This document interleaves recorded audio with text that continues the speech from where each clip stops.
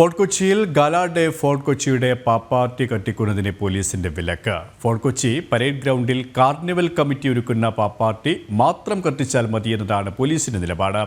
സുരക്ഷാ കാരണങ്ങളാണ് gala day ഗ്രൗണ്ടിലൊരുക്കുന്ന പാപ്പാർട്ടിക്ക് വിലക്ക് ഏർപ്പെടുത്തിയത്. ഇതിൽ പ്രതിഷേധിക്കാനാണ് ഗാല ഡേ ഭാരവാഹികളുടെ തീരുമാനം. കൊടുത്തിട്ടുണ്ട്. ആ നോട്ടീസുമായി ബന്ധപ്പെട്ട് നിൽക്കുകയാണ്. ഗവൺമെൻറ് വിഷയത്തിലുണ്ടല്ലോ, കളക്ടർ വിഷയത്തിലുണ്ടല്ലോ.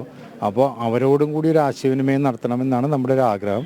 എന്തായാലും റിമൂവ് ചെയ്യണമെന്ന് അവർ നമുക്ക് തന്നതിൽ വളരെ ഉറപ്പിച്ച് അവർ നിൽക്കുകയാണ്.